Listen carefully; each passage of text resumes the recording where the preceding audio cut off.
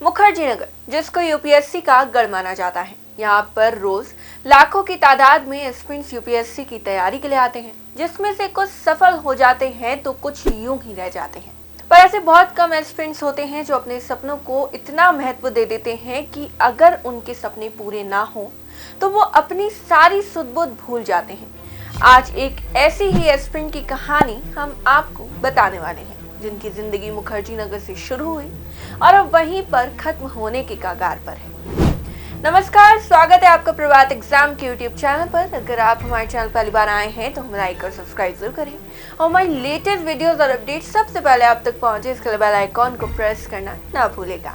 तो आइए शुरुआत करते हैं आज की इस वीडियो की। एक लड़की जो अक्सर सूट पहने, काला बैग कंधे पर डाले, अखबार हाथ में लिए नेहरू विहार की सड़कों पर दिखाई देती है। वक्त मिलने पर पार्क में या सड़कों पर बैठकर अखबार पढ़ती है।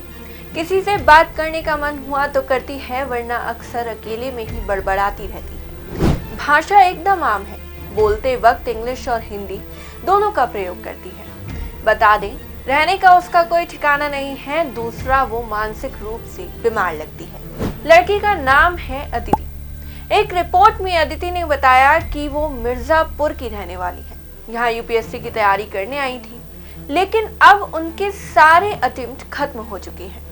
उन्होंने कहा कि सब कुछ ठीक चल रहा था, पर अचानक से यूपीएससी ने अपना पैटर्न चेंज कर दिया, जिसके कारण हिंदी मीडियम से तैयारी कर रहे सभी एस्पिरेंट्स का करियर एकदम से उजड़ गया।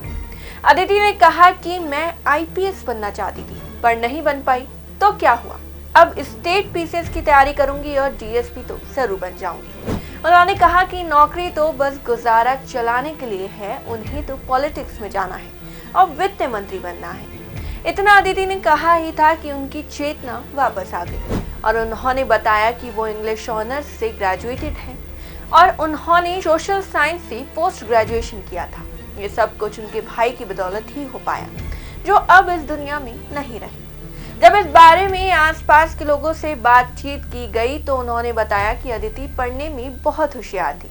मुखर्जी नगर का एक भी ऐसा टीचर नहीं था जो उनकी तारीफ ना करता हो या जो उनकी आंसर शीट को उदाहरण के तौर पर पेश ना करता हो। सब इन्हें जानते थे। ये यहाँ पर कोविड से पहले आई थी, वो भी अपने भाई की बदौलत। यहाँ पर रहने का खर्चा, बाकी सभी चीज इनका भाई देखता था।